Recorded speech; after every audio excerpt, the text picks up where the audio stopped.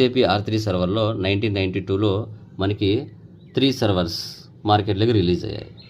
Still now SAP S/4HANA 1805 server కూడా release చేశారు. ఎవరైతే ఇంట్రొడ్యూస్ చేస్తున్నారో, ఎవరైతే ఎస్ఏపి HANA యూజ్ చేస్తున్నారో వాళ్ళు ఆ డేటాని అక్కడ సేవ్ చేస్తూ ఉంటారు. ప్రస్తుతానికి R3 సర్వర్ మీద ఎస్ఏపి అనేది రన్ అవుతుంది. ఓకే, చూడండి, లేయర్స్ అని చెప్పాను కదా. ఎస్ఏపి R3 సర్వర్స్ అనేది R అంటే రియల్ టైం, 3 అంటే సర్వర్స్ అని చెప్పుకున్నాం. మనకి 3 లేయర్స్ ఉంటాయి. ఆ లేయర్స్ ఏంటి? Presentation layer, application layer, database layer అంటాం. ఓకే, ప్రజెంటేషన్ లేయర్ అంటే ఏంటంటే input and output of data. అంటే మీరు ఏ వర్క్ అయితే చేస్తున్నారో క్లయింట్ బిజినెస్లో ఆ డేటా అంతా కూడా ప్రజెంటేషన్ లేయర్లో మనం చేస్తాం. అది ఏం చేస్తుంది? మీరు చేసిన ప్రతి కాన్ఫిగరేషన్ సేవ్ అవ్వాలి కదా.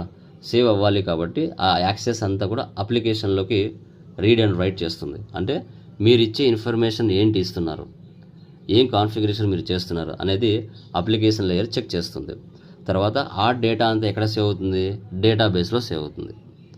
ఓకే, సో ఆ విధంగా ప్రజెంటేషన్ లేయర్ నుంచి అప్లికేషన్ లేయర్కి వెళ్తుంది, అప్లికేషన్ లేయర్ నుంచి డేటాబేస్ లేయర్కి వెళ్తుంది.